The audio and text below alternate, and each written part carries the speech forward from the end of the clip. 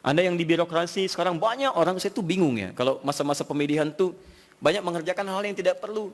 Padahal kata Quran itu, di Quran surah 3 ayat 27 kan jelas. Dari 26 sebetulnya, sampai 27-nya. Jelas. Qulillahumma malikal mulki tu'til mulka man tasha' wa tanzi'ul mulka mimman tasha'. Katakan, kekuasaan itu hanya milik Allah. Allah berikan pada siapa yang kehendaki. Jadi kalau ada orang baik diberikan supaya kebaikannya menyebar pada rakyatnya. Kalau ada orang jelek kemudian dia bisa naik, untuk ditunjukkan ada yang salah di tempat itu harus diperbaiki. Supaya dia bisa diganti dengan yang lebih baik. Itu maksudnya. Tapi kekuasaan itu Allah yang tetapkan. Makanya orang-orang yang pandai itu dia akan mendekati Allah. Dia akan memohon supaya diberikan petunjuk. Kalau diberikan, dia lakukan hal-hal yang baik. Maka mendekat dia, baca ayat-ayat itu. Sebetulnya kepala-kepala yang calon pilkada, calon pemimpin dan sebagainya, calon kepala daerah dari mulai yang ringan sampai yang besar, kalau dia paham tentang ayat itu, dia bangun malam, dia minta petunjuk kepada Allah. Itu titipan. Karena kalau cuma jadi pemimpin, Fir'aun pun pemimpin.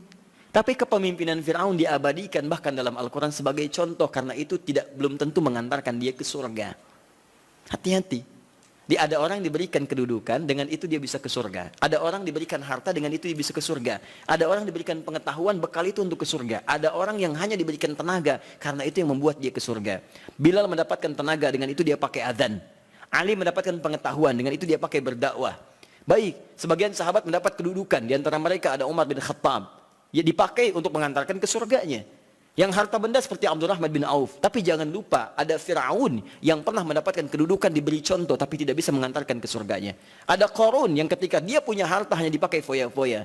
Jadi kalau orang sekarang hanya ingin ikutan foya-foya, dia ketinggalan, telat dia. Keduluan Qarun.